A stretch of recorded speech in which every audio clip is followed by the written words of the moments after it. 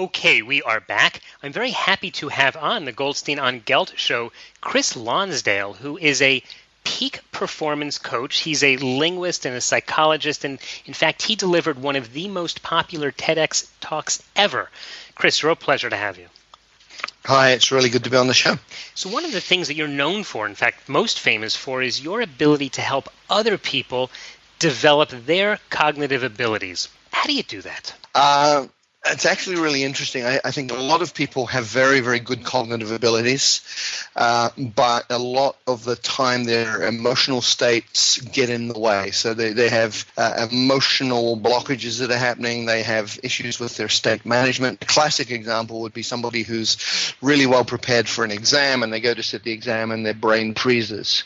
And that comes from emotional stuff. So there's a lot of people, even in very, very senior roles, who find that they underperform when they're in not necessarily crisis mode, but in a situation that requires them to be at their best. And there's something going on which is around their emotional process, around their beliefs about themselves, and that all gets in the way. So you're saying that the cognitive ability is there, but there's some emotional barrier that's stopping them from actually achieving their maximum results? Absolutely. And just to give you an example, somebody I worked with, a very, very high-profile role in Asia. We did some work together, and it was really hard for him to understand why he wasn't performing at his peak, why he was having to work really long hours, and he wasn't quite getting the results that he needed. And it turned out when he was 3 years old, he had failed his kindergarten entrance exam.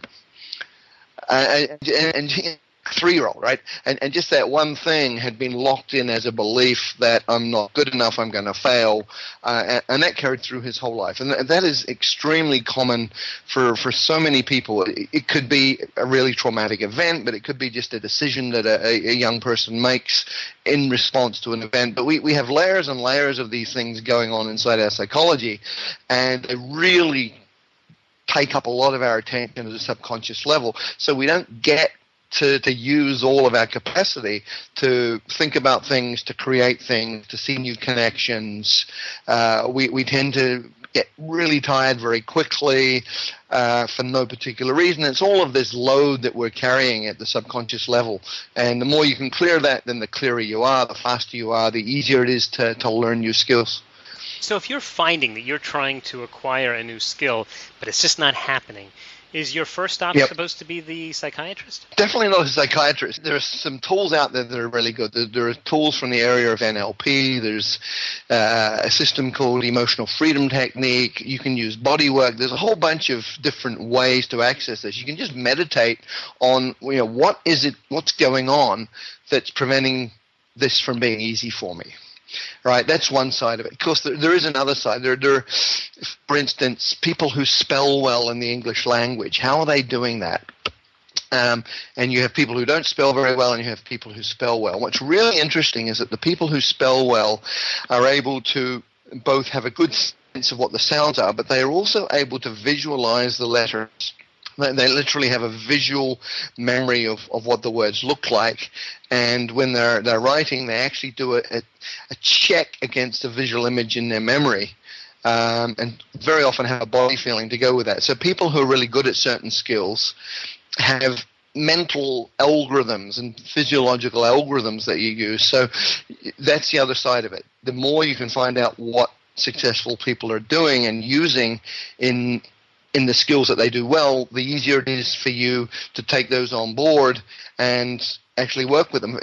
For instance, pilots. I met an F-16 test pilot in the U.S. a number of years ago, and we were having a beer, and I just said, well, so, what do you do when you're flying? And he started to tell me. I said, no, just show me what you do. And it was really interesting. He went into an altered state, and in that altered state, you could actually see that his whole visual system changed to 270-degree panoramic view. So when he was flying, basically he was in panoramic view and in a trance state. Now, I was lucky enough to have a chance to go and fly a glider a few days later, and I'd never flown before, and I just went into that state and applied it, and the instructor says, so how many hours have you actually done flying? He said, first time.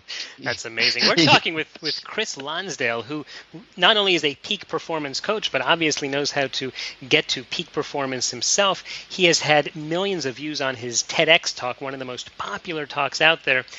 I wanted to talk to you about developing language, but Chris, I want to focus on a little more on something that you're pointing out, which is that one of the problems that people have when they're trying to acquire a new skill is there might be some emotional baggage that they're bringing along. My experience and people I've spoken to, even here on the Goldstein on Gelt show, for example, I spoke with one of the world best-selling author Brian Tracy, who's written dozens of books about peak performance. And the bottom line of what he always seems to say is, he says, you know something? Prioritize and work hard. Meaning don't just spin your wheels, but think about what you have to do and do the important things.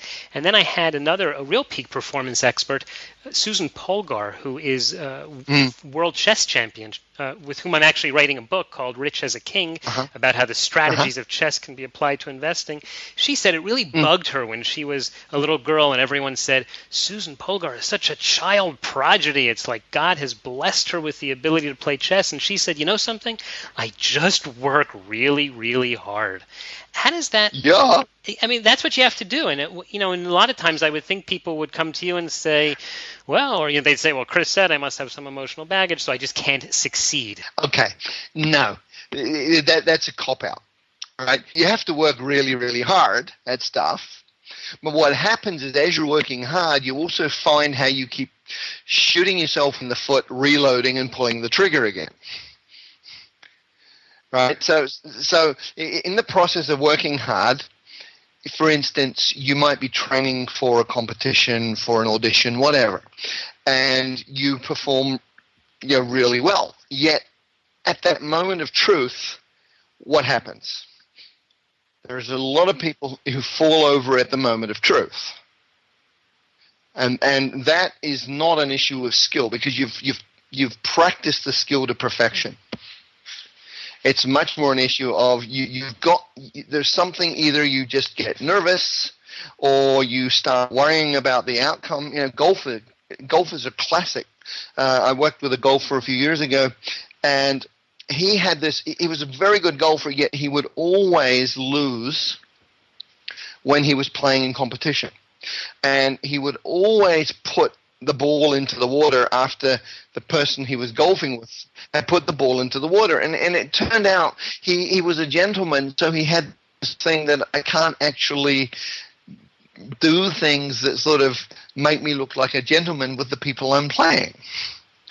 So that's not an emotional thing so much as a belief system at an unconscious level that kicks in and trips you up. So it's one of the things you work on. Even learning a language, one of the things you can do right at the beginning is you can go into a really deeply relaxed state. You can go inside your mind and you can find the switchboard of the system that you use to learn your mother tongue, right? And you clean it off. You put a vacuum over it. You get rid of the spider webs. You clean up the rust. You turn on some of the switches. And you're doing this in a deeply relaxed state. And you're just telling your mind, you know what? I did this once learning my mother language, my mother tongue. I just need to do it again. I just need to remember how I did that. So you just go in and clean it up. Let me ask you a question on that. Let's focus on that a little bit more, because what you're describing actually reminds me of conversations that I have in my day job as a financial advisor. I do financial planning with people, and I very much see what you're describing, which is people are willing to talk in general about the economy, and everyone's got an opinion about the politics. But when I say, okay, listen, I just need you to make a decision. Do you want to invest in this or that? All of a sudden, their palms get sweaty, and then they're getting nervous, and they'll say, I got to speak to my spouse. And then they find that they're unable to make the decision, and certainly there may be some emotional baggage as a result. What advice would you give someone in that position when you got to make a decision? Well, you've got to make a decision. The first rule is you can always change your decision later. Mm-hmm. If you have to. That is a great thing to remember for people, that if you invest in something, unless it's really illiquid, you can probably change. Exactly. The second thing is you need to think about what is the worst that could happen, and can I digest that? That's also great. We'll talk to people I like what you're saying. I could even imagine myself saying that to a client. I say, listen, you've got to change your budget. And he goes, yeah, but it'll be awful. Like cutting my spending. I'll say, listen, try it for 3 months. See if your life is so miserable if you spend a little less money. And the fact is, I've told this to people over the years, and no one's ever come back and said, Doug, I hate you. My life is miserable now because I don't spend as much money, and I'm not in debt anymore. So that's good advice. Well, my view is spend as little as you possibly can for the highest possible value, save the rest, and make sure you don't give it away to people who don't deserve it.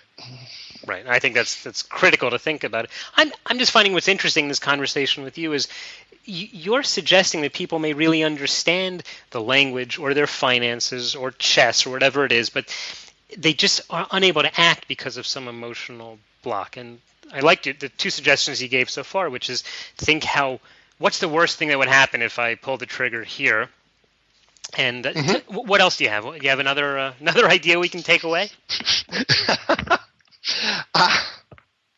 Well, one of the classic things, if you're getting into trading, for instance, is you get yourself a system and get your emotion out of the way. So, if you're a trend follower, then you need to understand, when a stock, for instance, is on a run, and you need to, what the where the breakouts are, and you need to be committed to pulling the trigger once a breakout happens, and also have your stops in place, at least mentally. And when the stock starts going against what you wanted to do, what you wanted it to do, you just have to be completely dispassionate and pull the trigger and get out, even if that means a loss. So you have to be happy with a loss of 7%, 10%, whatever, so you protect your capital rather than losing 80%. Or you have to have a coach who maybe stands beside you in any field and says, don't forget, you planned on selling at a 7% loss. You got to go ahead and do it. Yeah, or do remember. Because write it down. When you say don't forget, it's like, don't think about that purple elephant with yellow spots. Right. And so when you're telling your mind, don't do this, don't do this, don't do this, and it's like, your mind says, okay, I'll do it. That's amazing. Chris, listen, I'm sorry, we're actually running out of time, and I wanted to mention that our listeners should be sure. Chris has been giving us some great advice, I think, in life and certainly in investing, but you also are probably best known for helping people learn a language. You have your program called Kung Fu English. Give us the 30-second explanation, and then tell us how people can reach you, and then we're going to have to wrap up. All right. Kung Fu English is an iOS, so it's an iPhone, iPad-based system for Chinese people to learn English quickly and easily from a complete beginner base up to competence and fluency. And it's designed using a whole lot of ideas from psycholinguistics, the psychology of language learning, memory, psychology of memory is all in there. And we built that. We called it Kung Fu English because Kung Fu means a skill developed through time with practice. It's not martial arts. It's actually about you need to put in the hours. You need to put in the hours using the most appropriate techniques, and when you do that, you're going to get results that are solid and come rapidly, but not instantly. You have to understand that you're responsible for the work. So that's what Kung Fu English is all about. And now tell us, how can people learn more about you and follow you? Probably the easiest way would be to go to our website, the-third-ear.com. That talks about a book I wrote on language learning in English for people who can read English, how to learn any language, and a lot of my ideas on language learning are in there. Or people could go and get our Rhythmic series on the App Store. There's Rhythmic Mandarin, Rhythmic Cantonese, Rhythmic Korean, Rhythmic Japanese, and Rhythmic Spanish, where we use music and rhythm to help people master those languages up to the first 800 words and the basic daily language you need to get around and get started. So either of those two places, or of course my TED Talk. There's a lot of really interesting information and useful information in the TED Talk, and from there people can find me in other places. Okay, fabulous. And we will put links to all of that at the show notes of this interview at goldsteinongelt.com.